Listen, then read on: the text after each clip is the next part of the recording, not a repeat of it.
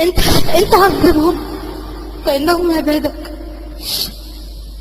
انت وان تغفر لهم فانك انت العزيز الحكيم.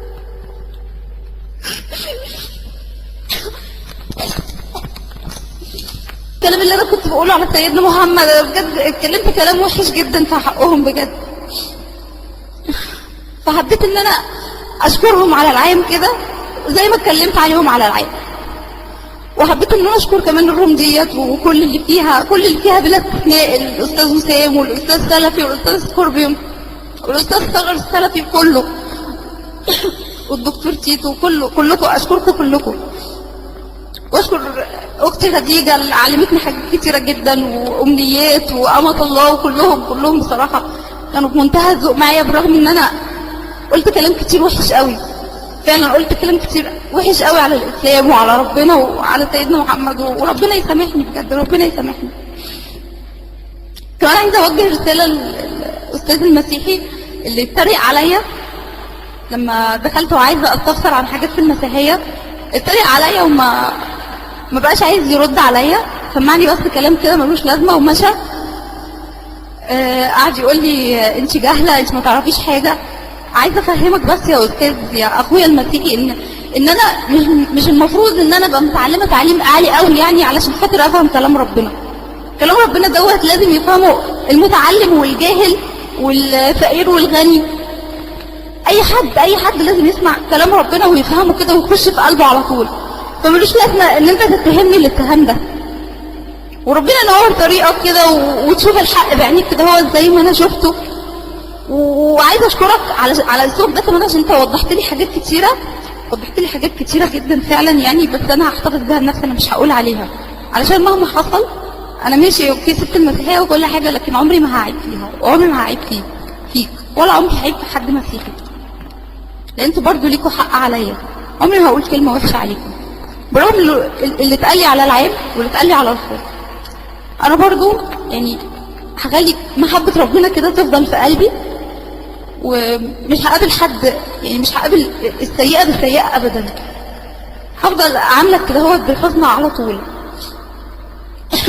طبعا انا يعني دخلت الروم عندكم من فتره واتكلمت وسمعت حوارات كتيره بس انا ما اتكلمتش كتير يعني، اتكلمت بسيط قوي يعني، بس من غرابه اللي سمعته يعني ما قدرتش ارد يعني، فضلت اسمع وبس، وقلت اسيب اخواني المسيحيين هم يردوا، هم اقدر مني بالرد يعني، هم هيردوا احسن مني لاني مش هعرف ارد كويس. انا سمعت منكم كلام اول مره اسمعه في حياتي كلها، فازاي هرد؟ فقلت هم يردوا، هم هيردوا احسن مني. وحكيت لكم قبل كده عن نموذج انا تعرضت له يعني في المواصلات وكده، البنت المسلمه اللي حكيت لكم عنها من كام يوم، اللي شفتها بتقرا القران في الترام لصاحبتها وكله سامع وكلنا سامعين ومحدش اتضايق ولا حد استنكر الكلام.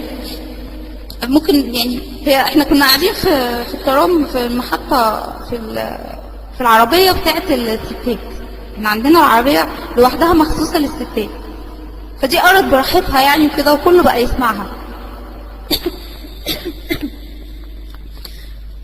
فانا يعني بقيت ابص لها كده واستغرب، قلت هو انا اقدر اعمل زيها كده؟ انا اقدر امسك كتابي المقدس كده هو بشجاعه واقراه قدام الناس ديت من غير ما حد يفهمه غلط؟ اقدر اتكلم بشجاعه كده زيها؟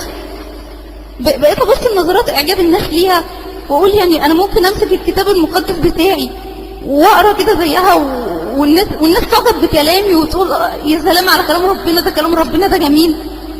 وافتكرتكم ساعتها، افتكرت كل الكلام اللي انتوا قلتوه لي هنا هو على الروم، على نشيد الانشاد وعن مجموعه من الاذكار، وافتكرت كل الكلام اللي بتحاوروا فيه. حتى يوميها مش فاكره مين من الادمن قال لي روحي البيت واقري نشيد الانشاد مع باباك، يقول له تعالى يا بابا نقرا مع بعض نشيد الانشاد وكده. انا ما عملتش كده وكبرت دماغي، قلت سيبك منهم يعني، دول سوري يعني، قلت دول جهله ما يعرفوش حاجه وما يعرفوش حاجه من التفسير وعايزين وخلاص يشككوكي في دينك، عايزين يشككوكي في دينك بس، فايه يا بنتي ما تسمعيش كلامهم وخلاص خليكي في حالك. لكن بصراحه يعني اول ما شفت البنت دي كلامكم على طول جه في دماغي وافتكرته على طول. قلت لا انا لازم اقلد البت دي. طلعت كتابي من الشنطه، كنت لسه راجعه من الكنيسه، كنت بسال ابي على حاجه في الكنيسه، قلت اقلدها اعمل زيها. اول ما طلعت الكتاب قدام الناس كده هو حبيت اقلدها، ما قدرتش بجد، ما قدرتش خالص. يعني فتحت كده والكتاب كنت مخططه على شويه حاجات كنتوا متكلمين معايا فيها، حاولت اقراها ما قدرتش اقراها، فلقيت لساني مربوط واتخرجت كده وقفت في مكاني اتسمرت، ما قدرتش اتكلم، ما قدرتش اعمل زيها، بقيت عيط. بس ده اللي نزل عليا عياطه بس بقيت واقفه في مكاني كده وبكلم يسوع، اقول له ليه كده يا يسوع تحطني في الموقف ده؟ ليه كلامك يحرقني بالشكل ده؟ ليه ما اقدرش اقراه قدام الناس كلها كده؟ ليه اخاف لحسن يفهموك غلط؟ ليه اخاف انهم يفهموا كلام ربنا غلط؟ وليه كلام ربنا اصلا يتفهم غلط من اصله؟ ليه المفروض كلام ربنا يخش على القلب على طول؟ يعني كلام ربنا طالع من روح ربنا، كلام ربنا يطلع من الروح، المفروض يخش على الروح على طول من غير اغلاط ومن غير كسوف ومن غير حرج ومن غير ما استنى ان انا افهم الناس ديت معنى الكلام اللي بقوله ايه، لان ده كلام طالع من الروح، لازم يخاطب الروح. ما قدرتش اعمل كده وما قدرتش اقرا قدام الناس. خدت بعضي ورحت على ابي في الكنيسه وقلت اساله على اللي بيحصل دوت، يعني يشوف لي حل. يعني ايه الاحساس الغريب اللي انا فيه دوت؟ انا مش عارفه انام.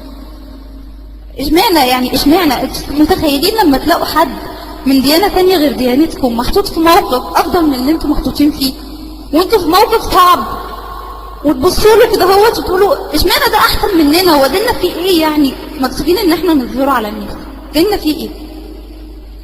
رحت كلمته وقلت له يا ابونا انا عايز اسالك في حاجه دلوقتي مهمه. انا فتحت الكتاب المقدس في الترام قدام الناس وكان نفسي اقراه، وحكيت له الموقف بالظبط اللي انا شفته، وقلت له كان نفسي اقرا الكلام دوت زي ما البنت دي بتقراه. عند حضرتك تفسير يا ابونا؟ عندك تفسير؟ قلت له بشوف شيوخ كتير جدا يعني فاتحه المصحف وبتقرا منه كده بمنتهى الشجاعه في المواصلات وبصوت عالي، والناس بتبقى معجبه بالكلام. يعني حتى لو في حد واقف مسيحي ما بيتكلمش، بيسمع ويسكت عادي يعني، وما بتفرقش معاه. يعني حتى ما بيشمئزش من الكلام ويقول ايه الكلام اللي انا بسمعه دوت، بيسمعه عادي ويسكت وخلاص. تقدر انت يا ابونا تعمل زيه كده؟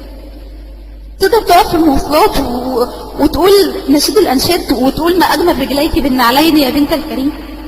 تقدر تقف في المواصلات وتقول ده واقف فخذيك مثل الحلال قدام الناس دي كلها كده؟ هو تقدر تتكلم وتقول سرورتك وبطنك وبطنك صبرة حنطة مسيجة بالسوسن وسديجة خشفتي توأمين زي ما بتقرا؟ تعالى هي قال لي الكلام ده كله له معنى روحي وله تفسير، ما بيتاخدش كده بالمعنى الظاهري اللي انت فاكراه، وانا عايزك تهدي كده. قلت له اهدى ازاي بس؟ يعني انا شايفه واحده من دين تاني غير ديني انا بحسدها على اللي هي فيه، انا مش قادره اقلدها.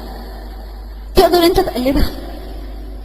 افهم الكلام غلط ازاي ولا الناس يفهموه غلط ازاي؟ انا عايزاك بس تفهم وجهه نظري. مش هو كلام روح يا ابونا زي ما بتقول؟ المفروض يتكلم الروح. هو كده الكلام كده مش بيتكلم الروح، الكلام كده بيتكلم الشهوات، بيتكلم الشهوات والغرائز بس، لان هو كده مش بيكلم الروح. مادام هو ما دخلش على الروح يبقى ما بيكلمش الروح. انا مش كل واحد هقف اقرا عليه نشيد الانشاد يا ابونا هقف اقول له فهمني غلط، صديقي ليها معنى روحي وفخذيك ليها معنى روحي وبطنك ليها معنى روحي. ما ينفعش. قلت له يا ابونا الكلام دوت لو واحد سمعه، عايزين ان احنا نبشره بالمسيح وسمعه، عمره ما هيقبل الكلام ده، قلبه هيتقفل كده بالطبلة والمفتاح كده، وعمره ما هيقبل الكلام ده، وعمره ما هيقبل المسيح مهما فسرنا له. تخيلوا يرد عليا يقول لي ايه كده؟ أسف. قال لي ما زعليش يسوع منك، ما زعليش يسوع منك. السلام عليكم ورحمة الله. يا أختي ما تقولي أي شيء يدل عنك، ولا اسم ولا أي شيء يدل عنك، ما تقولي أي شيء يدل عنك. كتبنا لك على التكس ما خدتيش بالك برضه. لا تقولي أي شيء يدل، ولا اسم ولا أي شيء على الإطلاق أبدا. قولي كلام عام. فاهمة؟ المايك معك. الصوت مسموع كده؟ الو، صوتي مسموع؟ اوكي. بس فانا ما خدت منه الرد دوت، قلت له ابويا ماشي يا ابونا، انا ابويا مش هيعرف حاجه، مش هكلمه في حاجه، انا بسالك انت بس، انا بسالك انت، مش انت معاك اسرارنا وعارف كتير عننا وخدمتنا، اخدمني بالمره وريحني. انا مش عايزاك تشرح لي معناه، انا عارفه المعنى وقريت تفسيره مليون مره، انا عارفه المعنى، انا عايزاك بس تفسر لي سبب امتناعي ان انا اقرا السفر ده وغيره قدام الناس. راح قايل لي مش انت فاهمه الكلام ومؤمنه بيه؟ قلت له ايوه. قال لي خلاص مالكيش دعوه بحد، مالكيش دعوه بحد. قلت له ماشي، متشكره جدا، خلاص ماليش دعوه بحد على رايك، انا خليني في نفسي وخلاص. روحت على البيت منهاره طبعا، مش قادره اكلم حد وعماله اقول هو في ايه، هو مفيش حد عارف يرد عليا. بقيت كذا يوم كده من غير اكل ولا شرب وعماله بعيط وبس، وعينيا كده ورمت، وكل اللي في البيت لاحظوا كلامي ولاحظوا طريقتي المتغيره ولاحظوا ان انا زعلانه وبعيط، لكن ما اقدرش اقول مالي، ما اقدرش اقول فيه ايه. صعب ان انا ازعلهم برضو، وصعب ان انا اخايف ظنهم وكده، دول اهلي انا ما اقدرش ازعلهم مهما كان. بس كتمت اللي جوايا في قلبي برضو، قلت هم عمرهم ما هيحسوا بيا برضو، مش هيحسوا باللي في قلبي. بقى كل اللي يسالني مالك في ايه اقول له واحده صاحبتي ماتت في حادثه، واحده صاحبتي ماتت في حادثه وشفت الحادثه قدامي وانا مش قادره اتعامل ولا قادره اتصرف مع حد، فمعلش استحملوني شويه. فعشت ايام صعبه جدا، مريره مريره مريره. حتى كمان قلت انا الروم بتاعتكم دي انا مش داخلها تاني، خلاص مش داخله الروم دي تاني، واسفه يعني انا فضلت اشتم عليكم كتير، يعني كتير جدا، وقلت انا مش هفتح الكمبيوتر ده تاني خلاص، ومسحت البلتوك تماما خالص من على الجهاز عندي، وقلت انا مش هسمعكم تاني. شويه كده هوت ولقيت البيت فاضي عليا، لقيت نفسي ماشيه كده هوت لوحدي كده هوت رايحه على الجهاز بتاعي بحمل البلتوك من جديد، ودخلته تاني وفتحت الايميل بتاعي ودخلت على المايك واتكلمت وحكيت الموقف اللي حصل لي دوت اللي انا حكيته لكم، وحكيت الموقف اللي انا حكيته لكم ده من شويه، وقلت يمكن اسمع حد مسيحي يرد عليا يفهمني يقول لي، قلت يمكن اسمع حد مسيحي يعرفني انا غلطانه في حاجه. هل في حد مسيحي يقدر يمسك نشيد الانشاد ويقف في المواصلات ويعمل زي ما الشيخ المسلم بيعمل؟ يقدر؟ ما لقيتش رد برضه. حتى قلت انا هستنى، طيب 3 ايام، هستنى 3 ايام، لو ما لقيتش حد رد عليا وريحني، رد يقنعني كده هوت ويقول لي على طريقه اقف اقرا بيها نشيد الانشاد دوت في وسط الناس، انا الكتاب المقدس ده انا مش هفتحه تاني. قلت كده عندكم على العين، لو حد مسجل التسجيل هيعرف. طبعا استنيت رد، ما لقيتش رد. قلت اروح فين طيب؟ قلت ادخل موقع مسيحي، ارسل صاحب الموقع واشوف هيقول لي ايه، اساله على الاسئله اللي محيراني دي كلها واشوف هيقول لي ايه. والراجل دوت دارس كويس يعني، ودارس لاهوت كويس وكده هوت، والموقع بتاعه كويس جدا. قلت هو ده اللي هيفهمني، هو ده اللي هيعرفني، وهو ده اللي هيريحني. وقلت انا هكلمه كده من ورا الشاشه، لا هو عارفني ولا انا عارفاه، ولا هيقول لي باباكي ولا حد يعرفك ولا كلام من ده. قلت هتكلم بحريتي معاه من غير خوف. سالته نفس السؤال، الاقي منه الرد الفظيع جدا، رد فظيع يعني. لقيته بيقول لي ايه؟ الاول انا سالته وقلت له كلمات نشيد الانشاد ديت انا اقدر اقراها قدام اي حد من ديانه تانية من غير ما اتكسف؟ اقدر؟ يروح سايب المسيحيه خالص، ساب المسيحيه، ما ردش عليا خالص من المسيحيه. ولقيته بيقول لي ايه؟ بيقول لي هو انت مش عاجبك نشيد الانشاد؟ طب ما تروح تبصي في الاسلام، هو في الاسلام في الصوفيه والعشق الالهي وما انتقدتيهوش ليه؟ ما سالتيش فيه ليه؟ قلت له انت في ايه حضرتك؟ انت بتقول لي ايه دلوقتي؟ انا بكلمك عن عقيدتي، انا بكلمك عن حاجه، بسالك عن حاجه في عقيدتي انا، تقول لي الاسلام؟ انا مالي ومال الاسلام؟ انا بسالك نشيد الانشاد انا عايزه اقراه كده قدام الناس بمنتهى الشجاعه، تقول لي صوفيه؟ يروح رد عليا ويقول لي يعني ما سمعتيش عن ربع العدويه اللي سموها عشيقه الاله، وبقت تقول ابيات شعر في حبنا، وتقول احبك حبين وكده؟ اشمعنى بتقبلي الكلام ده؟ قلت له انا بقبل ولا ما اقبلش، انا مالي ومال رابعه وعدويه واسلام وصوفيه، انا مالي ومال الكلام ده. انا بسالك سؤال من ديني انا، من ديني انا، ممكن ترد عليا من ديني انا، من كتابي؟ هو انا يا استاذي المحترم انا ديني فاضي خلاص، مفيش فيه رد ولا فيه كلام ترد منه عليا، رايح ترد عليا من الاسلام؟ انت مالك بتقارن بالاسلام ليه دلوقتي؟ مفيش كتاب، مفيش اجابه من كتابي. وبعدين انا بسالك السؤال اللي بساله لك من كتاب المقدس، عايز تقارن بقى بالاسلام؟ قارن بالقران بقى، ما تقارنليش بقى بكلام واحده ست. انا بقول لك احنا ربنا عندنا قال نشيد الانشاد، تقول لي ما هي رابعه العدويه قالت، قلت له لا، قول لي ربنا بتاع القران قال كذا كذا، وهات لي بقى كلام زي نشيد الانشاد. ما دام انت دخلت في الاسلام هتكلم، ماشي اتكلم بقى عايز خلاص. يروح قايل لي ايه؟ نفس الكلام برضو، يجي برضو ويتكلم تاني عن الاسلام وعن القران، يجي قايل لي طب انا هجيب لك كلام من القران شبه نشيد الانشاد.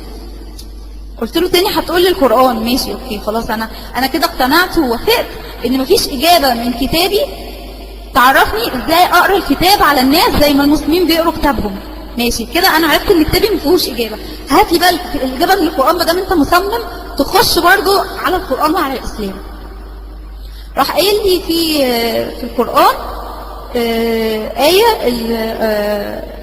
رب المسلمين بيوصف الحور بتوع الجنة اللي هم بنات الجنة، بيوصفهم بيقول عليهم عربا أترابا. قال لي عارفة يعني ايه عربا أترابا؟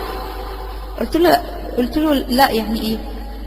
قال لي يعني الست هتفضل شابة على طول، وهي يعني صديان مش هيهرول زي ستات الدنيا، هتبقى شابة كده على طول. قلت له ماشي اوكي، في ايه؟ هل ربنا قال لها وتغزل فيها بكلام زي اللي عندنا في نشيد الانشاد؟ هل ربنا قال لها ما اجملك وما احلاك ايتها الحبيبه اللذات؟ رد عليا دلوقتي، هل ربنا قال لها كده؟ انت مصمم ليه تغير الموضوع وتكلمني عن الاسلام؟ هل ربهم عمل علاقه او شبه علاقته باي حد زي العلاقة اللي ربنا شبه علاقته بينا بنشيد الأنشاد بعريس وعروسة؟ قلت له انت عمرك شفت واحد مسلم بيسأل شيخ في قناة فضائية مثلا ولا في موقع إسلامي ولا في أي حتة بيسأل شيخ سؤال في الإسلام يروح الشيخ قايل له طب ما هو الكتاب المقدس بيقول كذا وكذا، انت ليه بترد عليا من الإسلام؟ ليه؟ أنا شفت برامج إسلامية مسلمين بيسألوا الشيوخ الراجل المسلم ده يسأل الشيخ بحاجة، الشيخ يرد عليه بقرآن أو بحديث. عمري ما شفت الشيخ رد عليه قال له الكتاب المقدس فيه كذا والسفر كذا بيقول كذا والآية كذا بتقول كذا في الكتاب المقدس، لو سمحت أنا بسألك الكتاب المقدس ترد عليا من الكتاب المقدس. حتى في المواقع الإسلامية واحد مسلم يبعت أي سؤال بلاقي كده كاتبين له رد عبارة عن آية أو حديث أو فتوى كده، ما حدش بيجي ناحية الكتاب المقدس في حاجة خالص. رد عليا وقال لي مش القرآن عاجبك؟ مش القرآن عاجبك؟ خلاص خليكي معاه خليه ينفعك. ادي رده على واحدة مسيحية بتطلب منه نجدة. ده اقول له ايه؟ انا مش عارفه.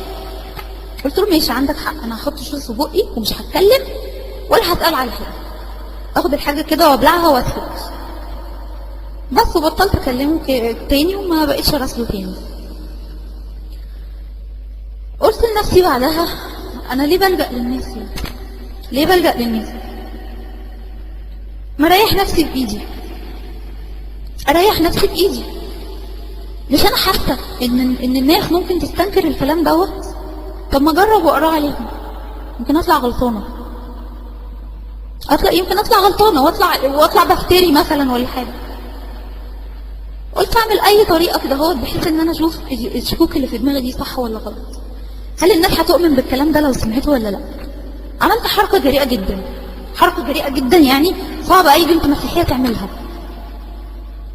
قلت يا بنت انت مكبره الموضوع ليه كده؟ مش يمكن انت غلطانه في تفكيرك؟ روحي جربي، مش يسوع بيعمل المعجزات بيقرا جايبه للناس؟ ما تجربي، هتخسري ايه يعني؟ مش هتخسري حاجه. روحي وسط الناس واعملي شبه البنت المسلمه ديت واقري الكتاب بتاعك، واقري الكلمات اللي المسلمين بيستنكروها وبيعيبوا لك عليها واللي سمعتيها على النت، وقريه على الناس العادية اللي ما سمعتش الكلام دوت ولا قرت الكتاب المقدس ولا تعرف فيه حاجة. يمكن الكلام يأثر فيهم وحد فيهم يأمن، حد فيهم يأمن بيسوع، وتبقي كده خلصتي نفس من النفوس وعرفتيها طريق يسوع، وتروح شكوكك ديت وتلاقي الناس تقبلوا كلامك حلو وشكروكي وحبوا كلامك كده هوت وخدوه بقلب وروح صافيين كده هوت. رحت واقفة على المحطة، وقفت وحواليا كام بنت كده مسلمة، ومعايا صاحبتي المسيحية دي اللي رايحة جاية معاها على طول. قلت لها بقول لك ايه، انا هسمعك دلوقتي ايات رهيبة من الكتاب المقدس هقراها عليكم، ايات جميلة جدا. قالت لي ماشي اوكي. ورحت فتحت الكتاب وقريت مزجت نشيد الانشاد، وقريت بحيث ان انا اسمع البنات اللي حواليا دول. انا معايا هو في الكلام اللي انا قريته عليهم الكتاب، وبدأت اقرا. انا هسمعكم الكلام اللي انا قريته، اوكي؟ هسمعكم الكلام اللي انا قريته. بدأت وقلت ما اجمل رجليك بالنعلين يا بنت الكريم، دوائر فخذيك مثل الحلي صنعت يدي صناع، سرتك كأس مدورة لا يعوزها شراب ممزوج، بطحك صبرة حنطة مسيجة بالسوسن، ثدييك خشفتي توأمي ظبية، عرضتك كبرج من عب، عيناك كالبرك في حشبون عند باب بث ربين، أنفك كبرج لبنان الناظر تجاه دمشق، رأسك عليك مثل الكرمل وشعر رأسك كأرجوان، ملك قد أسر بالخصل، ما أجملك وما أحلاك أيتها الحبيبة باللذات، قامتك هذه شبيهة بالنخلة وثدياك بالعناقيد. قلت إني أصعد إلى النخلة وأمسك بوزوقها، وتكون ثدياك كعناقيد القرن، ورائحة أنفك كالتفاح، حنكك كأجود الخمر. أنا لحبيبي وإلي اشتياقه، تعالى يا حبيبي لنخرج إلى الحق ولنبت في القرى، لنبكرن إلى القرون، لننظر هل أظهر القرن، هل تفتح القاعل، هل نور الرمان، هنالك أعطيك حبي. كملت كده هوت شوية آيات، وافتكر برضو جزئية هنا هوت ان الكتاب اللي معايا بيجي عند الحتة بتاعت وحنكك كأجود الخمر ويسكت، لكن قريت على النت في ترجمة الفان دايك بيقول وحنكك كأجود الخمر ويكمل يا حبيبي السائغة المرقرقة السائحة على شفاه النائمين. دي في ترجمة الفان دايك، دي مش موجودة في الحتة اللي معايا، الكتاب اللي معايا. ما علينا. وكملت قراية وقريت في سفر حزقيال اصحاح 23 عن أهولة وأهوليبة، وقريت وكملت وأكثرت زناها بذكرها أيام صباها. طبعا ده كتابي المقدس اللي أنا بأمن بيه، ده كتابي. زمان المسلمين طبعا مش عاجبهم الكلام، أنا عارفة، بس ده الكتاب المفروض إن أنا بتعبد بيه، الكتاب اللي أنا اللي هو بقول عليه كلام ربنا، وقريته على الناس. غلطت في حاجة وكملت. وأكثرت زناها بذكرها أيام صباها التي فيها زنت بأرض مصر، وعشقت معشوقيهم الذين لحمهم كلحم الحمير ومنيهم كمني الخيل، وافتقدت رذيلة صباكي بزغزغة المصريين. عارفين انتوا الباقي؟ انا مش مكسوفة برضه اقول الكلام، انا مش مكسوفة، انا ممكن اقوله عادي، بس يعني مش يعني ممكن محدش يقطع عليا المايك وانا بقول الكلام. هكمل. وافتقدت رذيلة صباكي بزغزغة المصريين ترائبك لأجل ثدي صباكي. لأجل ذلك يا أهوليبة هكذا قال السيد الرب، ها أنا ذا أهيل عليك عشاقك الذين جفتهم نفسك، وآتي بهم عليك من كل جهة. وكملت وقريت برضو، قلت فيعاملونك بالبغضاء ويأخذون كل تعبك. أنا عمال أقرأ، أنا شايفة تعبيرات الناس حواليا وعمال أقرأ مش مهمني وساكتة. قلت يمكن حد يطلع دلوقتي يقول لي الكلام ده كلام ربنا، قلت يمكن حد دلوقتي يطلع يقول لي الكلام دوت، ده الكلام ده جميل، ده كلام ربنا دوت، انا عايزه اؤمن بالكلام ده. وكملت. فيعاملونك بالبغضاء ويأخذون كل تعبك ويتركونك عريانة وعارية، فتنكشف عورة زيناك ورذيلتك وزيناك. أفعل بك هذا لأنك زنيت وراء الأمم، لأنك تنجست بأصنامهم.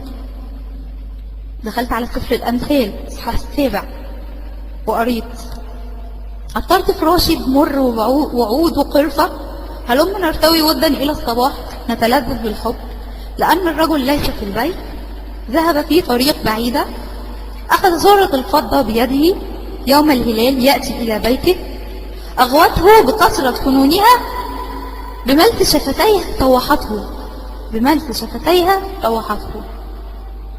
طبعا أنا عارفة التفسير بتاع الكلام، ومش مستنية حد يقول لي التفسير بتاع الكلام ده ايه، ولا الرموز دي بترمز لايه.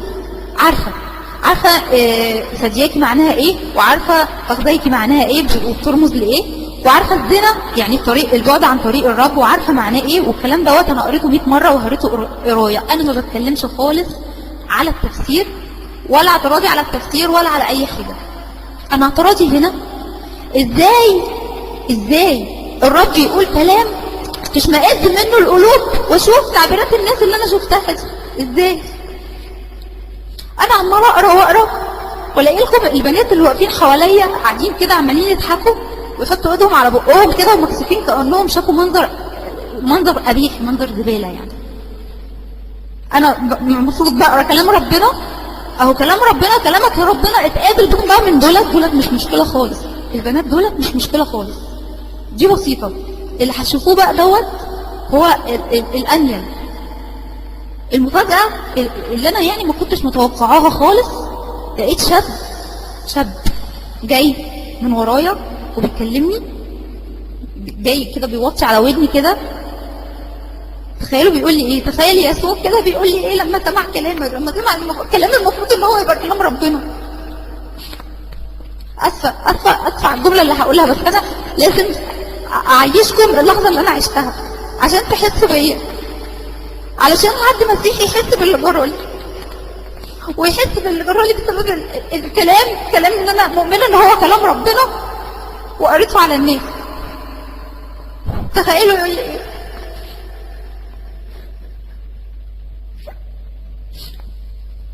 قال لي ايه يا مزة، هي طلبت معاكي هنا ولا ايه؟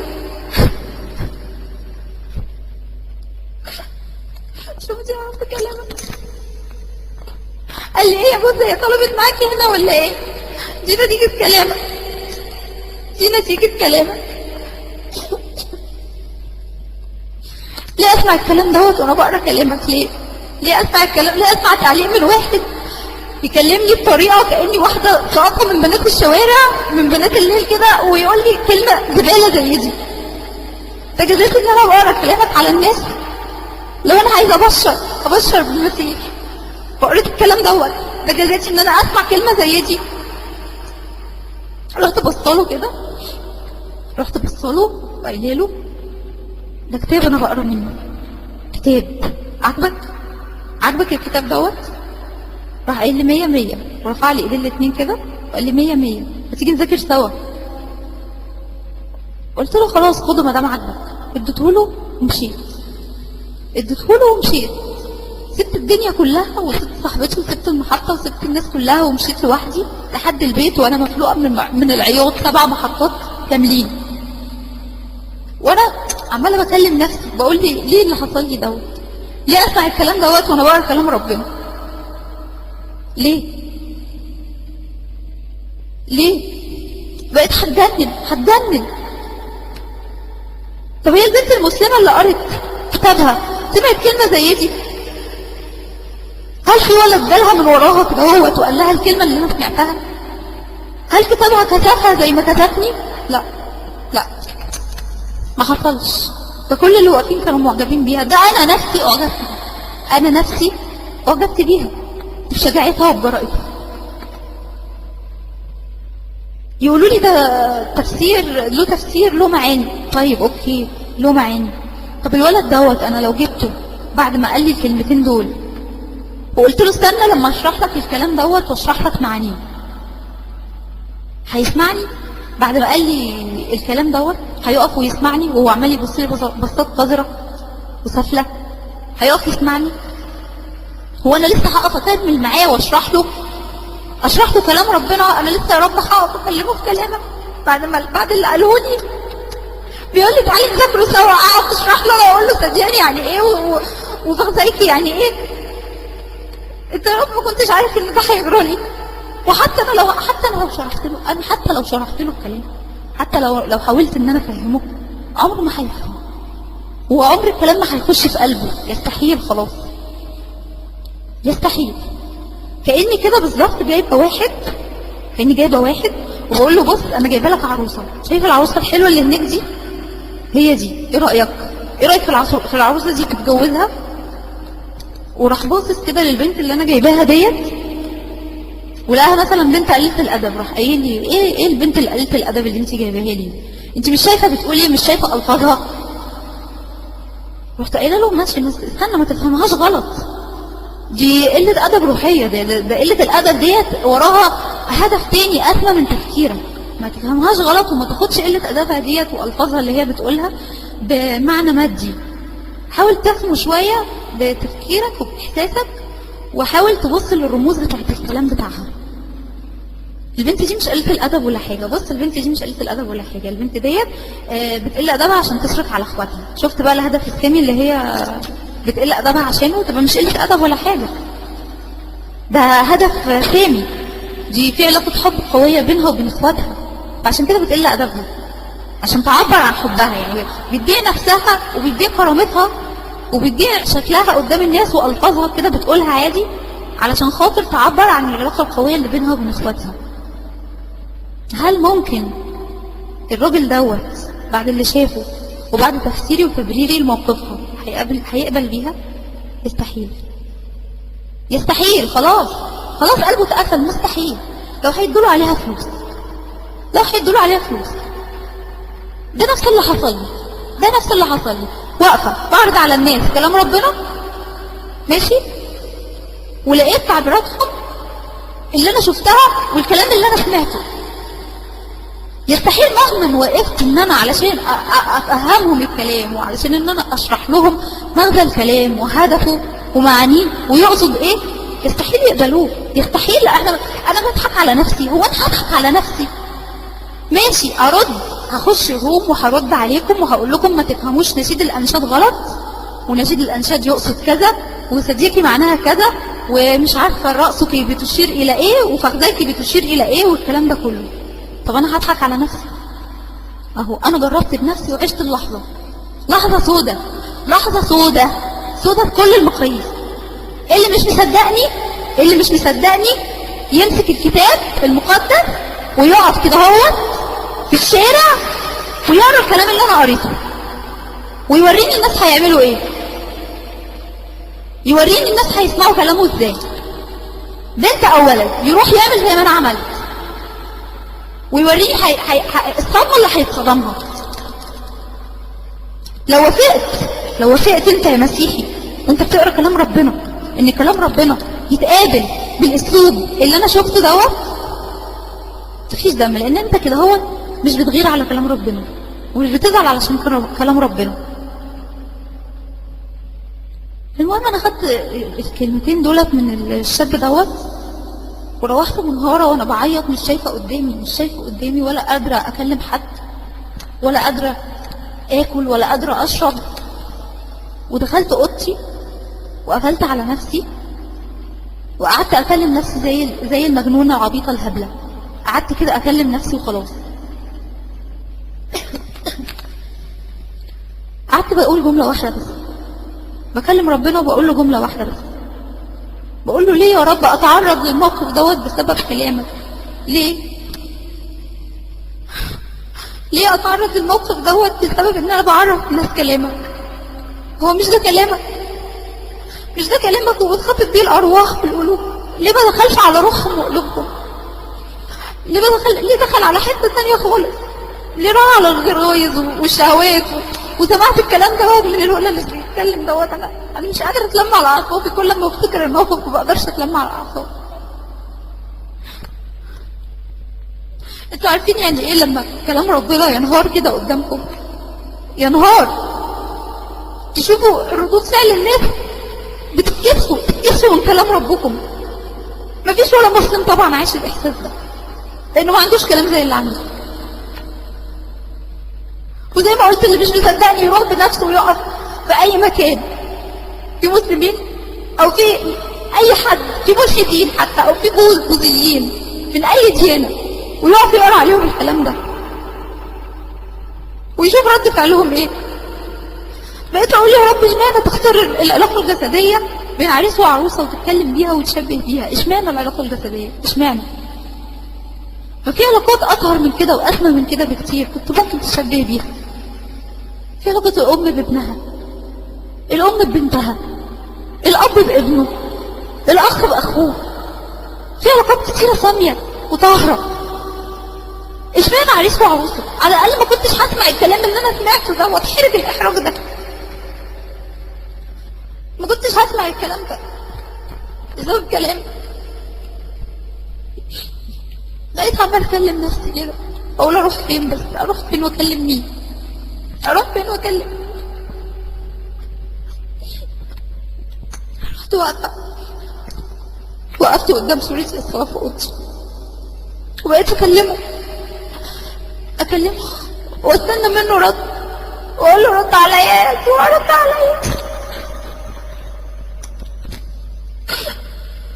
اتمجد يا يسوع، وريني مجدك العظيم ورد عليا.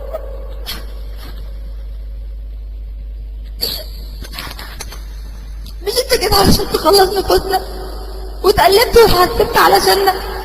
انت ليه بتستكتر عليا تريحني؟ رد عليا، ارشدني، قولي ليه الكلام ده اعرج؟ اتحركت ليه وليه كلام فرج الناس عليا؟ وليه طبعت من السافل الكلمه دي ليه؟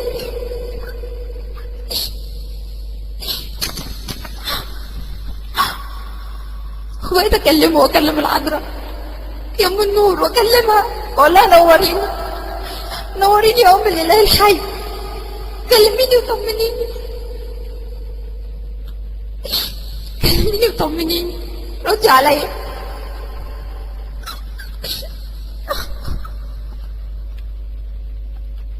انا مش قادره استحمل ان انا كنت غلط. مش قادره كل ما بفتكر بنهار.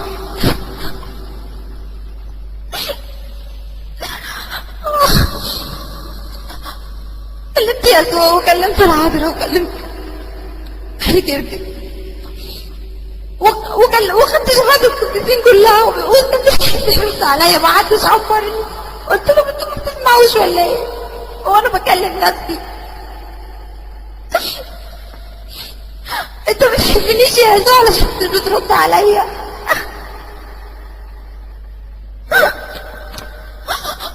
ولا حد في الكنيسة رد عليا بكلام مقنع، ولا حد في الروم رد عليا بكلام مقنع، ولا اي حد اداني طريقة امسك بيها كتابي واقرا بشجاعة قدام الناس، ولا حد فكر لي اي حاجة في اي حاجة. فضلت اتكلم معاهم كده اهو لحد ما الناس نامت وانا اللي قاعدة كده صاحية. قلت لهم انتوا خلاص، انتوا جبتوا اخركم معايا كده خلاص، انا مش هستنى منكم رد بعد كده تاني.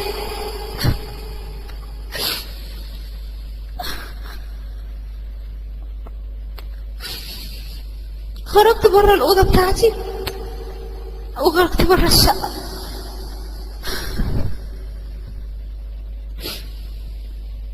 خرجت بره الشقة والبيت كله نايم عندنا، وركبت الأسانسير وطلعت في آخر دور في العمارة. طلعت فوق في آخر دور، ولا في حد جنبي ولا حد يحكي ولا حد سمعني. وبرغم الهواء الجامد والمطر اللي نازل وكان رعد وكان جو فظيع، بقاله 4 أيام جو فظيع، لكن كل ده ما همنيش. انا اهم حاجه عندي اعرف الحقيقه، علشان انا ما بعرفش انام.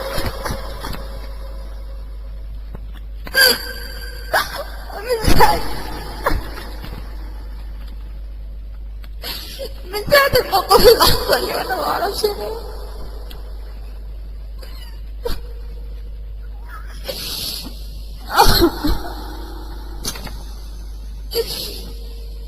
من ساعة الموقف اللي حصل لي وانا مش قادرة اعيش، مش قادرة استحمل.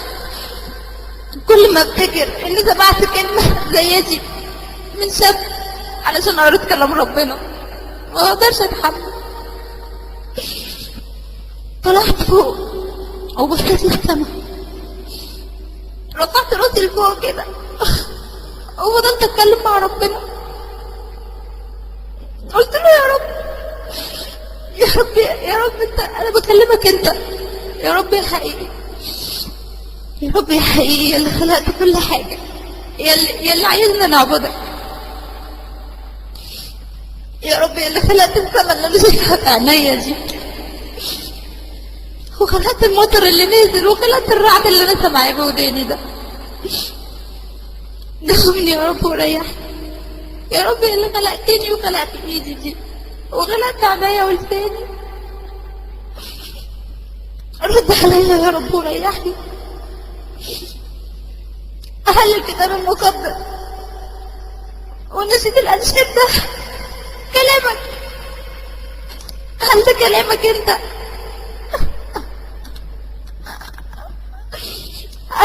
هل نسيت الأنشاد ده كلامك؟ وهل فعلا يسوع اطلب من أقربك؟ هل ده كلامك فعلا؟ هل ده كلامك ولا الكلام ده كذب زي ما سمعت؟ تخيلوا ربنا بساعتها يرد عليا.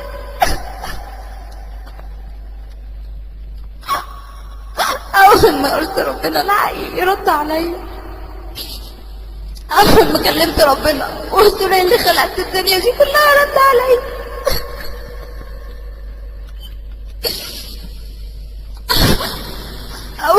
أول ما كلمته لقيته بيقول لي الله أكبر الله.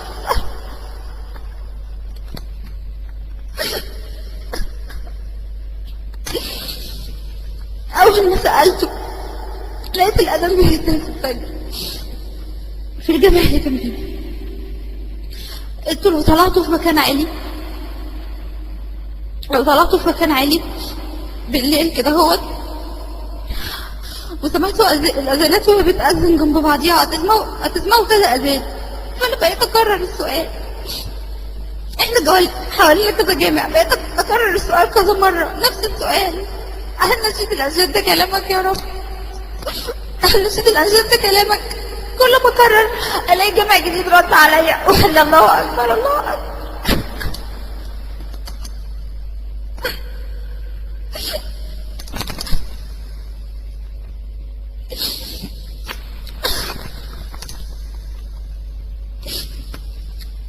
كل ما اسمع، كل ما اسال واسمع الرد اقول له صح،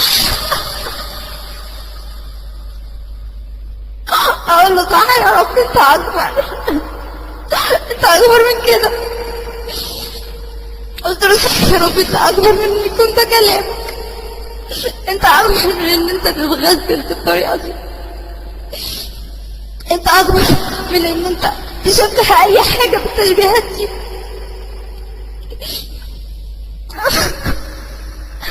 مبقتش مصدقة نفسي ان ربنا رد عليا وريحني كده. بقيت اقول له شكرا وانا اسفه، شكرا وانا اسفه، وابوسه كده من الهوا وعقل بوسات كده، والم المطر في ايديا. بقيت الم المطر في ايديا كده وابوسه واقول له ده عشان انت اللي صنعته يا رب وجاي من عندك. وابوس ايدي كده واقول له عشان انت يا رب اللي صنعتها، انا اسفه. قلت له خلاص يا رب مش عايز اكتر من كده، انت فعلا ربنا الحقيقي، ان انت اللي رديت عليا اول ما ندهت لك، انت اللي سمعتني. كلمت يسوع كتير وكلمت القديسين كتير والعذراء كتير، ما حدش رد عليا ولا حد ريحني، كاني بكلم نفسي. بقيت اقول له انا اسفه يا رب على كل اللي قلته عنك، وان انا كنت جاهله ما اعرفكش. بقيت اتاسف كتير قوي. قلت لها اسفه ان انا شكيت في يوم من الايام ان انت الاله الحقيقي، انا حقيره ومتخلفه فعلا. انا اسفه ان انا عبدتك غلط وفهمتك غلط وغلطت فيك. انا اللي حقيره غلطت فيك انت يا عمي. غلطت برسولك على العين كده، وغلطت بالمسلمين كلهم مش هتاخدوا انا فيه.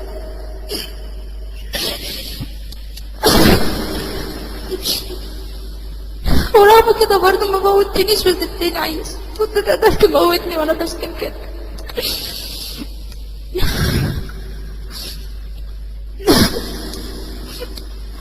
سبتني عايش، سبتني عايش وما سبتنيش حيرانة يعني، كمان سبتني عايش وكمان ريحتني. انا ما استاهلش كرمك ده، ما استحلوش.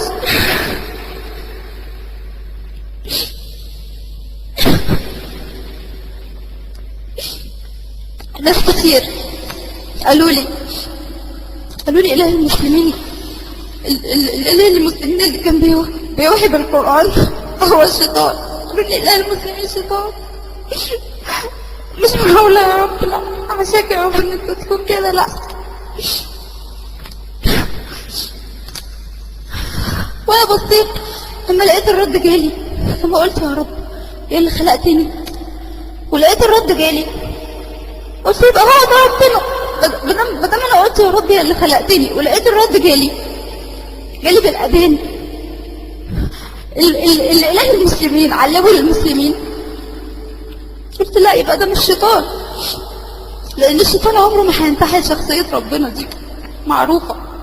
عمر الشيطان ما هيحط نفسه مكان ربنا. ولو كان هو شيطان كان يسوع يقدر يمنعه. لو كان يسوع اصلا بيقدر يمنع.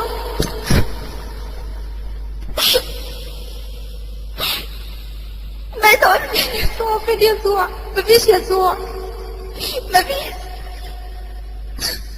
لانه ما ردش عليا.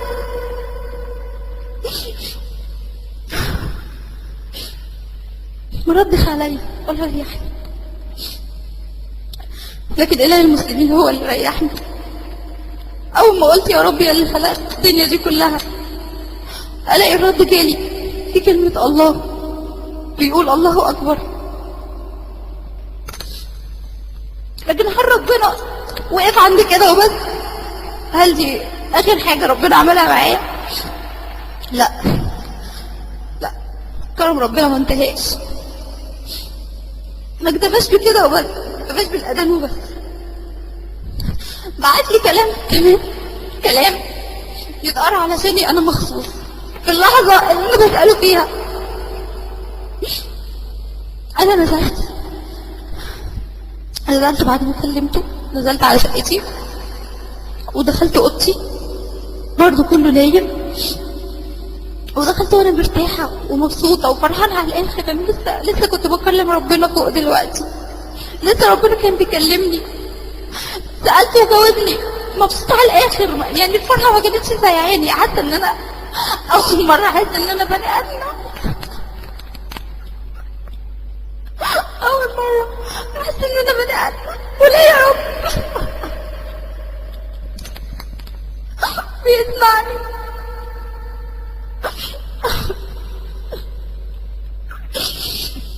اول مرة احس ان يا رب بيسمعني واسأله ويجاوب عليا. انا نزلت دخلت الأوضة، لقيت حلم بيتقرا في الجامع بيرد على الأسئلة اللي أنا كنت بسأل فيها ربنا. والجامع دوت أصلا من ساعة ما اتعمل، يعني من ساعة ما عرفته، وفي شيخ عجوز هو اللي بيصلي بالناس كده هوت ايه في الفجر، يطلع يقول الأذان ويقول سورتين 2 مش حافظ غيرهم، سبح باسم ربك الأعلى وقل هو الله أحد، لدرجة إن أنا حفظتهم من كتر ما بسمعهم. كل يوم يصلي بيهم، كل يوم يروح قايلهم في المايك ويروح داخل نايم. بس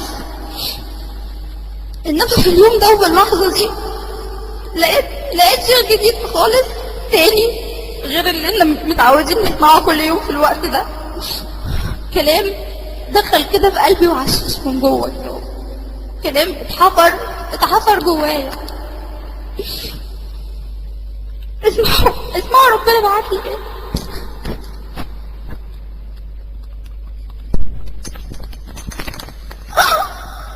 اسمعوا ربنا بعت لي ايه.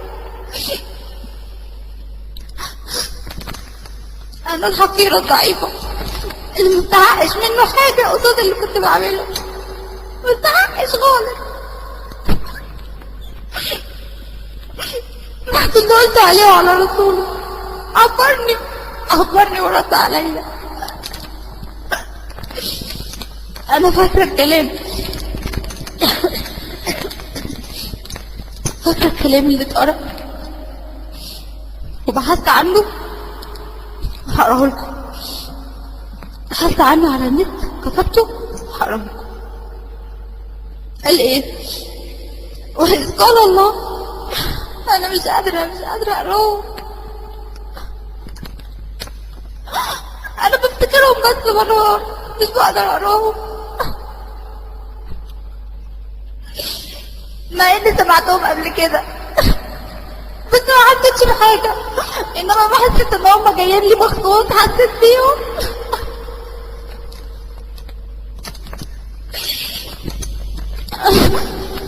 وإذ قال الله يا عيسى ابن مريم أأنت قلت للناس اتخذوني وأمي إلهين من دون الله؟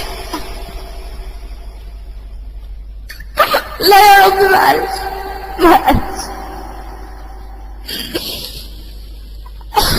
وإذ قال الله يا عيسى ابن مريم أأنت قلت للناس اتخذوني وأمي إلهين من دون الله؟ ما قالش، لا ما قالش أنا إله. يسوع ما قالش أنا إله، ما قالش. لكن احنا قلنا هو ما قالش واحنا قلنا، ما قالش كده انا اله. ايوه بقى ليه.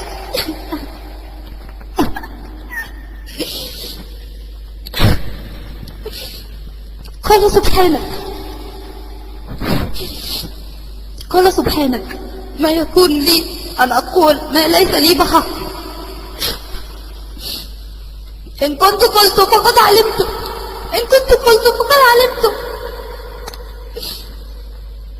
ما يكون لي أن أقول ما ليس لي بحق، إن كنت قلت فقد علمت. تعلم ما في نفسي ولا أعلم ما في نفسك.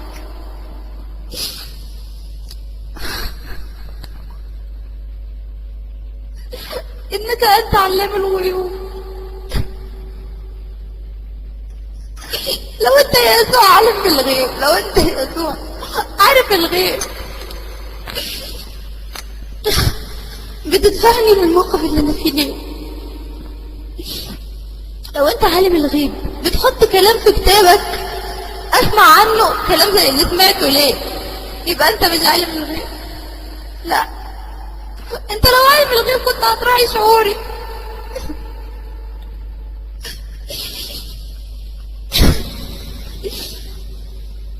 تعلم ما في نفسي ولا أعلم ما في نفسك، إنك أنت علام الغيوب.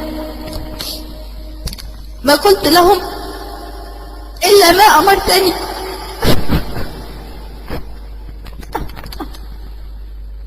ما قلت لهم إلا ما أمرتني به أنا أعبد الله ربي وربكم. أيوة صح. ايوه، ربي وربكم والهي والهكم. هو ده اللي قلته يا يسوع. انا شاهده.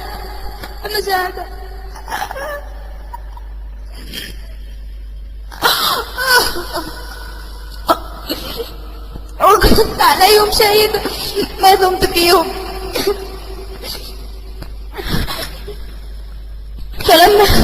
فلما توفيتني كنت أنت الرقيب عليهم، وأنت على كل شيء شهيد.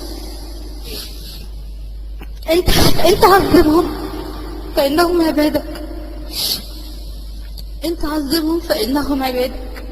ما تعذبنيش يا رب، ما تعذبنيش.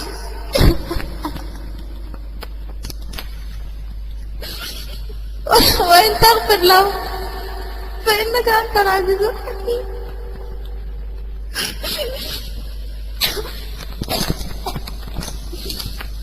قال الله، بص الفرق عامل ازاي، بص الفرق عامل ازاي. ليه حق اتكلم، ليه حق اتكلم. انا اللي ما حسيتش باحساس ان انا بقرب وانا بقرب لي الاشياء ليه؟ ليه؟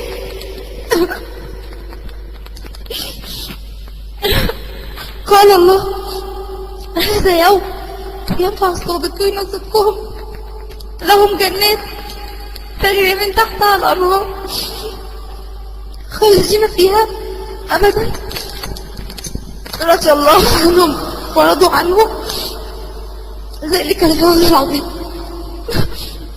لله ملك السماوات والأرض، لله ملك السماوات والأرض ومن فيهن وهو على كل شيء قدير. ربنا بعتني بيقول لي ان هو ملك السماوات والارض عشان انا كنت لسه بسأله وبنبهله بنفس الاسم.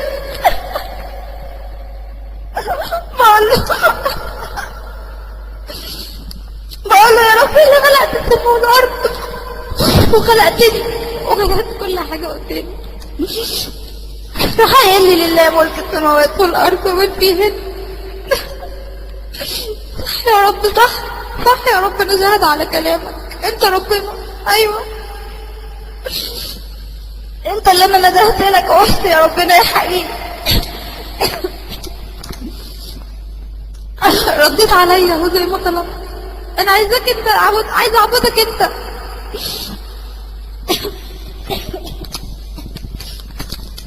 لان انت اللي كنت قريب مني وانت اللي سمعتني، يبقى انت ربنا.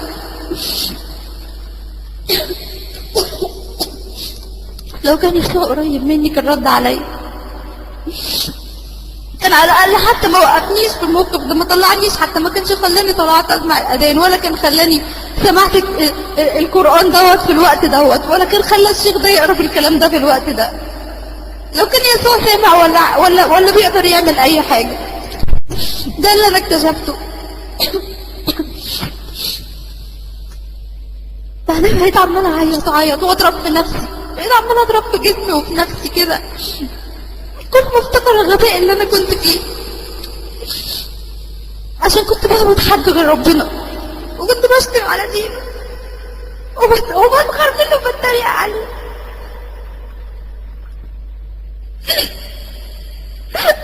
سامحيني يا امنيات.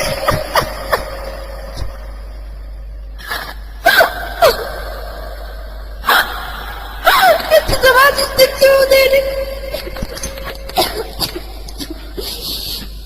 انت بتحسيني وانا بقول على الرسول الارهابي، سمعتيني.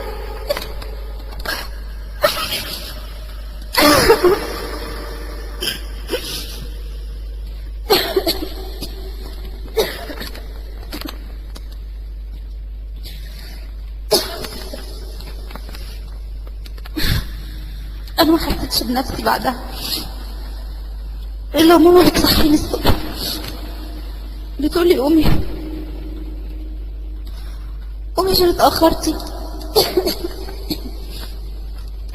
وبتقولي بعد ما صحتني بتقولي كنت بتقولي ايه وانتي نايمة، بتتكلمي بكلام غريب. انا خفت احسن اكون قلت حاجة تشككهم فيا ولا حاجة، كنت هروح في داهية. فقلت لها هو انا كنت بقول ايه، مش فاكرة. قالت لي كنت عمالة تقولي كلام غريب، بتقولي ان كنت قلت فقد علمكم وبتكرريها. يعني كلام ربنا دخل في ودني ودخل في قلبي وفي عقلي، وقلت بلساني حتى وانا نايمة، حتى وانا مش حاسة بالدنيا، سكن جواي. قلت لها ابدا يا ماما ما تقلقيش، انا كنت بحلم ولا حاجة، انا كنت بحلم ما تخافيش.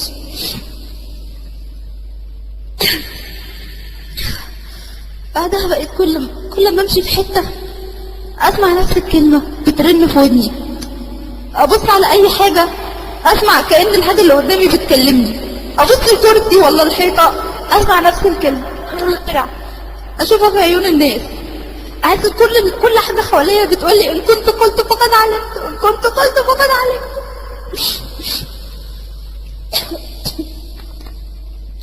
ولساني بيقولها في سره كده، حسيت انها لازقة كده في مخي، لازقة. ساعتها عرفت ان ده كلام ربنا، لان قلبي كلمني،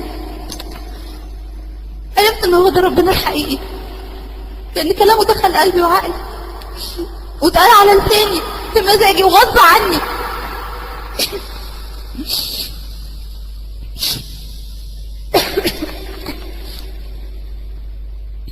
قلت هو ده فعلا الكلام اللي يسكن في القلب ويملاه بالامان.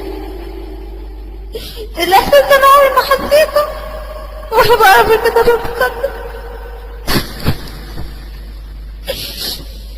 عمري ما قريت ايام من الكتاب المقدس وبقيت تتردد كده على لساني.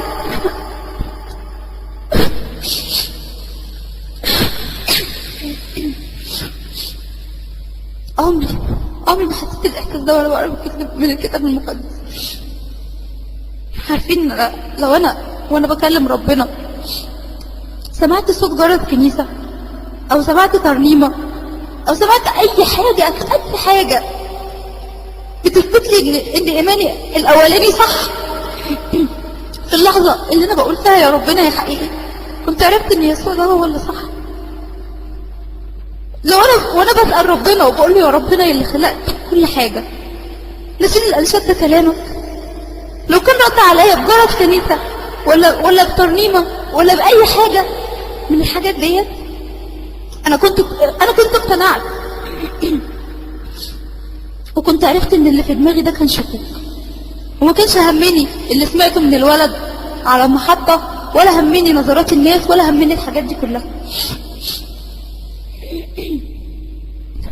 لان بمنتهى البساطة يسوع ما يقدرش يعمل حاجة، لانه ما قدرش يعمل حاجة ولا قدر يمنعني حتى ان انا اطلع اتكلم في الميعاد دوت عشان اسمع بوداني الاذان في الميعاد ده، واسمع بوداني القرآن اللي فيه الكلام ده مخصوص، اللي فيه الكلام اللي انا بسأل فيه.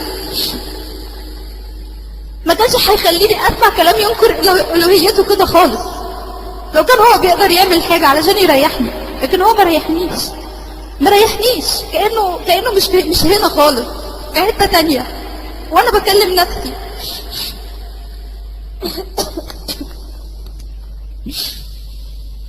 فانا بشكرك يا رب، انا بشكرك وبقول لك شكرا على كل الكرم دوت اللي انا ما استحقوش.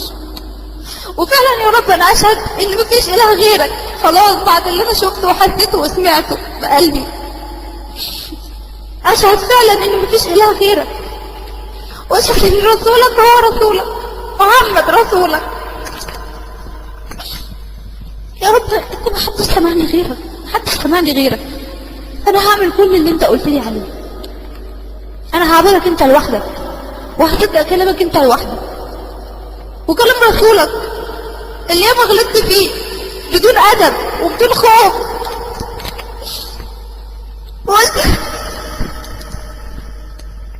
وانت اسوأ كلام. اسفة يا محمد، اسفة يا حبيبي، اسفة.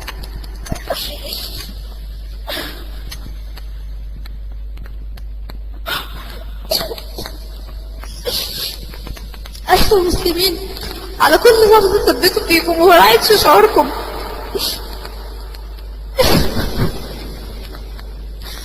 أسفة يا أمنيات على الكلام اللي أنا قلته في الروم التاني لما رديتي عليا وسمعت الكلام وحش عن دينك وعن الرسول وعن أصحابه وعن المسلمين وعن كل حاجة تبع الإسلام بقيت عيب فيها. سامحيني عشان ربنا يتنبه، سامحيني.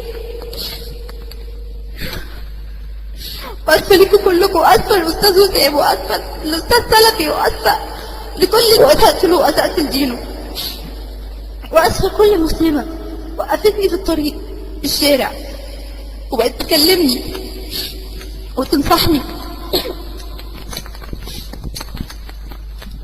بقيت تكلمني وتنصحني، وتكلمني على لبسي وعلى شكلي، وتقول لي كده هتتعكسي، كده هتخلي الشباب يأذوكي. كنت بهزقها واشتمها، قول لها انت مالك انت، انا مسيحية. انا مسيحية. انا مسيحية دي يعني المفروض مثلا ان انا ابقى صندل كده معروض على اللي يسوى واللي ما يسواش. المسلمة دي المفروض هي اللي تحافظ على نفسها، لكن انا علشان انا مسيحية فرجي الناس براحتهم عادي. كنت عاملة زي الحيوانات. دلوقتي انا عمري ما هسيبك يا رب، وعمري ما هبعد عن طريقك، عمري. ولو مين كلمني، لو البابا نفسه جالي وكلمني، انا عمري ما هسيبك، لان انت اللي رديت عليا وهو ما ردش عليا. انت اللي سمعتني، ما حدش سمعني. اللي اتريق واللي طهر واللي شتم واللي قعد يموع في الكلام، انت الوحيد اللي لما لجأت لك رديت عليا. اي حد هيقول لي انت رحتي لدين محمد اللي فيه كذا وكذا، انت رحتي لرسول الاسلام اللي عمل كذا وكذا، هقول له طز فيك، سوري. لان محمد دوت كلامه هو اللي ريحني، كلامه هو اللي رد عليا لما سألت. رب محمد دوت اللي انتوا كنتوا بتقولوا عليه الشيطان، هو اللي رد عليا لما قلت له يا ربنا يا حقيقي. لو ما كانش هو ربنا الحقيقي ما كانش رد عليا. ازاي اسيبه بعد كده؟ ازاي ابقى متكلمه وجبانه وما بقدرش النعمه اللي جات لي؟ انا مش صدقت ارتاح. انا اسيب بعد كده ربنا؟ يستحيل ان انا اروح اجري ورا كتاب، مكتوب فيه كلام كسفني وضحك الناس عليا. لا، الكتاب ده انا مش هؤمن بيه، اسفه. انا قبل ما اسيب الكتاب دوت سألت ولفيت على طوب الارض، محدش اقنعني ولا حتى قال لي سبب مقنع. الكتاب ده انا مش عايزاه خلاص. فدام الكتاب ده بيحرجني وبيكسفني وبيضحك الناس عليا وبيسمعني كلام من واحد فائض بيبين لي كده كأن انا بنت مش كويسة، انا مش عايزة الكلام اللي انا بعد ما شفت كلام ربنا وبعد ما ربنا رد عليا بنفسه يستحيل اقبل كلام من اي حد. خلاص. خلاص. اللي عايز بقى نشيد الانشاد خليه مع نشيد الانشاد، وانا خليني مع كلام ربنا اللي رد عليا، خليني انا مع كلام ربنا.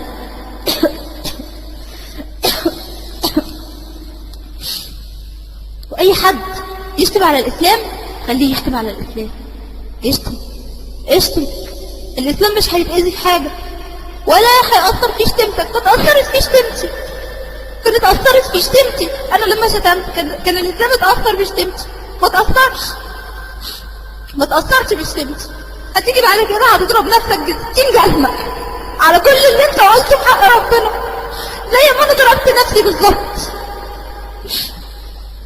بس انا ربنا نورني وعرفت الطريق ولحقت نفسي وانا عايشة. فقلت تلحق نفسك وانت عايش. اي حاجة هتسمعها فلان قال ده محمد بيقول، فلان قال ده محمد عمل، هتمشي ورا كلامه، امشي ورا كلامه. انا بقول لك ربنا قال القرآن اللي انت سمعته ده. لما سألته رد عليا. عايز تصدق حد تاني صدق، بس انا كده خلصت ذمتي كده اهوت. انا كده عملت اللي عليا ووصلت اللي حصل لي وما خبيتش ونصحت وعملت اللي عليا. هتقعد تنده في يسوع بعد كده في الاخر بعد ما تموت وهتقول له الحقني، هتقول له يا رب يا يسوع الحقني، انا كنت بمجدك وكنت بتبعك. مش هيعبرك لانه ما عبرنيش.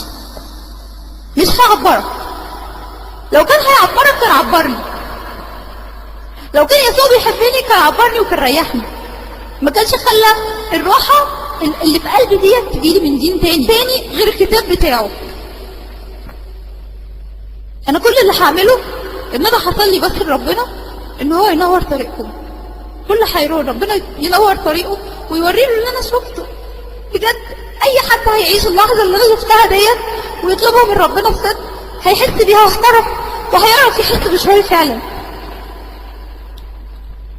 وانا كده خلصت اللي عندي. واسفه ان انا طولت عليكم، بس حبيت اشكر في ربنا على العام زي ما زعلته على العام، واشكر في سيدنا محمد على العام زي ما زعلته على العام، واشكر فيكم على العام زي ما زعلتكم على العام. ومش هرتاح الا لما تكتبوا لي كلكم ان انتوا سامحتوني، ان انتوا كلكم محدش زعلان مني. قولوا لي انكم سامحتوني ومحدش زعلان مني عشان احس ان ربنا سامحني. متشكرة جدا جدا. متشكرة. المايك معاكم. والله العظيم انا اعصابي بايظه والواحد جسمه يعني تحس كده ان الواحد جسمه بيقشعر كده من اللي بسمعه ده. ربنا يثبتها يا رب ويثبتنا دايما على الاسلام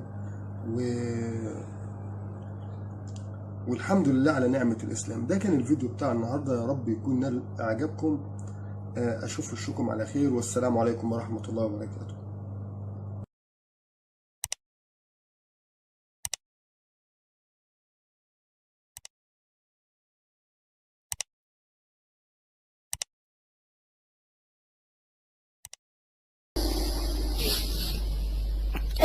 انت عذبهم فانهم عبادك. انت عذبهم فانهم عبادك. ما تعذبنيش يا رب، ما تعذبنيش.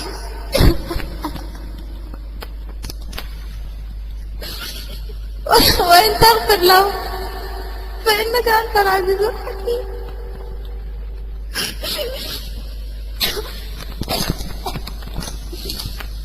قال الله.